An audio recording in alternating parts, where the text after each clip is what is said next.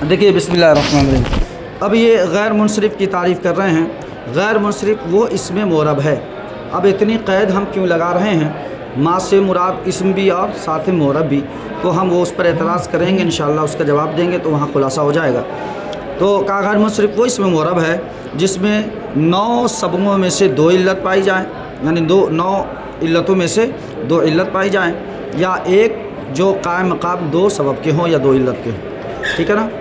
تو گفتگو تو اس پر بہت اچھی خاصی ہو گئی تھی، لیکن اب اڑ ہی گیا وہ ریکارڈنگ. وہ شعر ہے.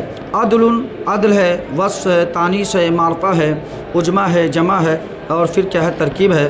اور وہ نون ہے کہ جس سے پہلے الف زائد ہو، ہے نہیں؟ اور وہ نون زائد ہے جس سے پہلے الف ہو. اچھا، زائد یہ صفت نون کی ہے نہیں، وہ نون زائد ہے جو جس سے پہلے کیا ہو؟ الف ہو. اور وہ وزن فعل ہے. اور وہذا القول تقریب، اور یہ جو ہم نے شعر ذکر کیا ہے یہ فہم کے زیادہ قریب ہے، چونکہ نثر کے بنسبت نظم جو ہے بہت آسان ہوتا ہے یاد کرنے میں. نثر کے بنسبت نظم بہت آسان ہوتا ہے یاد کرنے میں. ٹھیک ہے نا؟ اس لیے یہاں پر انہوں نے اشعار کے میں ساری علتوں کو جمع کر دیا.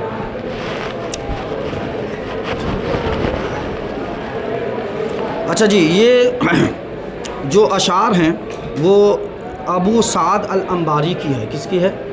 ابو سعد الانباری کی ہے. اور یہ بہت بڑے نحوی ہیں. انہوں نے ظاہر سی بات ہے جب اشعار نحو کے معاملات کو اسباب کو یہ شعر میں ڈھال دیا تو نحوی ہوں گے نا، ہاں؟ تو یہ ان کے اشعار ہیں. اچھا، اب ایک اعتراض ہو رہا ہے. آپ نے کہا کہ غیر منصرف وہ ہے.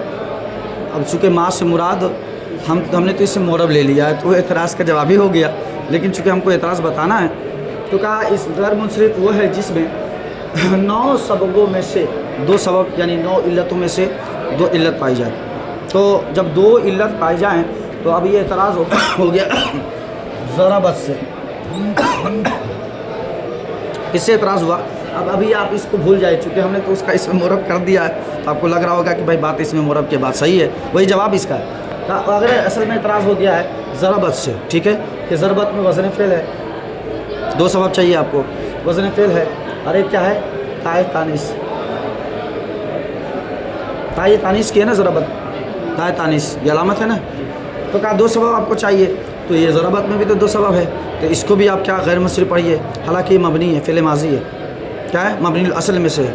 تو وہی اسی کا جواب دیا کہ مراد یہاں پر اسم سے مراد کیا ہے؟ ما سے مراد کیا ہے؟ اسم ہے. ما سے مراد کیا ہے؟ اسم ہے، اسم ہے. پھر ایک اعتراض ہوا، ہم نے معرب بھی لگایا ہے قید، معرب بھی قید لگایا، اسم معرب. پھر ایک اعتراض ہوا حضارے سے. کیسے؟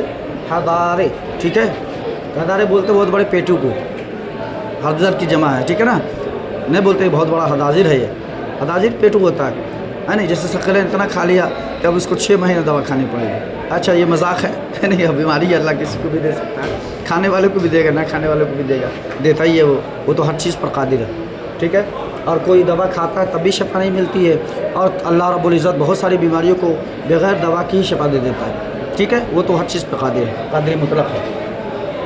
تو حضاجر ہے، اس میں بھی کیا ہے کہ یہ علم ہے. یہ کیا ہے؟ علم ہے.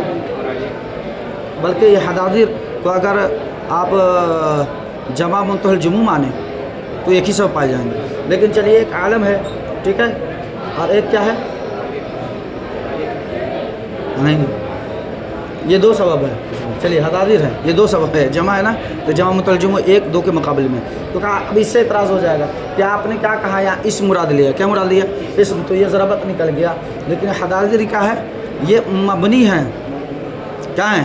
مبنی ہے. اس کے باوجود بھی اس میں ایک سبب جو قائم مقام 2 کے وہ پائے جا رہے تھے، اس کو بھی آپ کیا کریں؟ غیر منصرف پڑھیں. حالانکہ یہ کیا ہے؟ منصرف ہے. کیا ہے؟ منصرف ہے، اور مبنی کی قسم سے. تو کہا آپ نے جواب تو دے دیا، ہم نے یہاں پر لگا دیا کہا اسم معرب. کیا لگا دیا؟ اسم اور معرب. یعنی سمجھ میں آ گیا کہ ہم اس غیر منصرف کی بات کر رہے ہیں جو اسم معرب ہے. کیا ہے؟ اسم معرب. تو یہ ہے کیا؟ مبنی. یہ کیا؟ مبنی. تو یہ معرب سے نکل گیا. بتا ہے سمجھ؟ اچھا جی، یہاں پر یہی اعتراض تھا. اب آگے چلتے ہیں.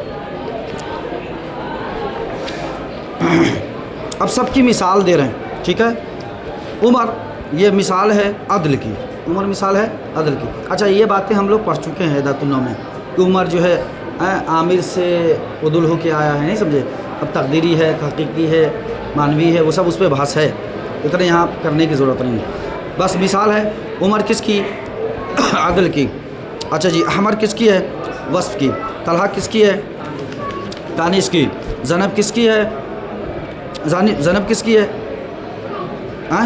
تانیث لفظی کی۔ کس کی؟ ہاں، اور ابراہیم کس کی ہے؟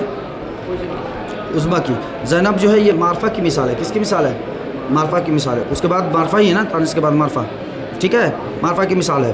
اور اس کے بعد جو ہے اور کون سے ہے؟ ابراہیم ہے۔ ہاں، ابراہیم کس کی ہے؟ یہ عجمہ کی۔ اس سب پہ گفتگو ہو چکی ہے، ٹھیک ہے۔ مساجد کس کی؟ ہاں، جمع کی۔ اور مادی کرب ترکیب کی۔ اور عمران الف نون زادتان کی، ٹھیک ہے۔ اور احمد وزن فعل کی، ٹھیک ہے۔ اب حکم ہے، حکمہ اللہ کثرت ولا تنوین، اس کو تھوڑا سمجھنا ہے۔ اس کا حکم یہ ہے، اس کو حازم نے کہا غیر منصرف ہے۔ کون ہے؟ غیر منصرف۔ کہا غیر منصرف کا حکم یہ ہے کہ اس پر کسرہ اور تنوین نہیں آتی ہے، ٹھیک ہے۔ اب کیسے کسرہ اور تنوین نہیں آتی ہے اور کیوں نہیں آتی ہے؟ کیسے نہیں آتی ہے اور کیوں نہیں آتی ہے؟ اب مثال کے طور پر ہم یہ کہہ دیں کہ یہ فعل کی طرح ہے۔ کس کی طرح ہے؟ فعل کی طرح ہے، اور فعل پر کسرہ اور تنوین، فعل پر کبھی بھی کسرہ تنوین، تو یہ تو کیوں کا جواب ہو گیا، یہ کیوں کا جواب ہوگا نا کہ فعل کی طرح ہے، اس لیے غیر منصرف جب فعل کی طرح ہے تو کسرہ تنوین نہیں ہوگی۔ لیکن اب کیسے ہے؟ اب اس کا جواب کیا ہوگا؟ تو کہا وہ ایسے ہے کہ جو بھی فعل ہیں اس کی دو فرع ہے۔ اصل فعل جو فرع ہے وہ دو اصل کی، یا فعل کی دو فرع ہے، یہ بھی کر سکتے ہیں فعل کی۔ ایک کیا ہے؟ مصدر، اور دوسرا کیا؟ فاعل۔ یہ دو فرع ہے، ٹھیک ہے۔ مصدر فعل یہ محتاج ہے مصدری معنی کا، اور فعل محتاج ہے فاعل کا۔ جب تک کہ فاعل نہ ہو تو فعل کا وجود، اور وہ فعل ہی نہیں جس میں مصدری معنی نہ پایا جائے، مصدری معنی نہ پایا جائے، ٹھیک ہے نا۔ تو گویا فعل یہ فرع ہے مصدر اور فاعل کی، تو گویا فعل میں دو فرع ہے، فعل کی دو فرع ہے، ٹھیک ہے۔ اسی طرح غیر منصرف، اب تو یہ دو علت ہو گئی۔ ایک علت کیا ہے؟ مصدر۔ ایک علت کیا ہے؟ مصدر۔ اور دوسری علت کیا ہے؟ فاعل، ٹھیک ہے۔ غیر منصرف میں کتنی علت ہوتی ہے؟ دو علت ہوتی ہے۔ اب ایک ہے قائم مقام دو کی ہونی چاہیے، لیکن دو علت ہے، ٹھیک ہے۔ تو غیر منصرف بھی فعل کی طرح ہے، کیوں؟ اس میں بھی دو علت ہے، اس میں بھی کیا ہے؟ دو علت، ٹھیک ہے۔ تو اب دیکھیے دونوں سیم ہے نا، فعل کو بھی دو فرع چاہیے، یہ گویا غیر منصرف مشابہ ہیں فعل کے، کیوں؟ اس لیے کہ فعل کے پاس بھی دو فرع ہیں اور غیر منصرف کے پاس بھی دو فرع ہیں۔ تو جب مشابہت ہو گئی تو اسی مشابہت نے روک دیا کہ جب تم میری طرح ہو، جب تم میری طرح ہو، تو فجر میں میری طرح ہو تو فجر کے بعد میں نہاتا ہوں تم بھی نہاؤ گے، نہیں سمجھے؟ میری طرح ہو تو اب مجھ پہ تنوین اور کسرہ نہیں آتی ہے تو تم پر بھی تنوین اور کسرہ نہیں آئی، بالکل سمجھ میں آئی بات۔ اسی کو کہا کہ فعل کے ساتھ مشابہت ہونے کی وجہ سے کیونکہ فعل کی دو فرع ہے، فعل کی دو فرع ہے، فاعل اور مصدر۔ وہ حاشیہ میں ہے، میں حاشیہ پڑھ رہا ہوں۔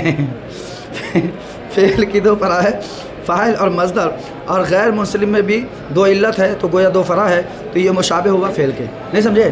ہاں تو فائدہ ہے اس کا، دو فرع ہو گئے۔ تو اسی دو فرع کے بنیاد پر فعل کے مشابہ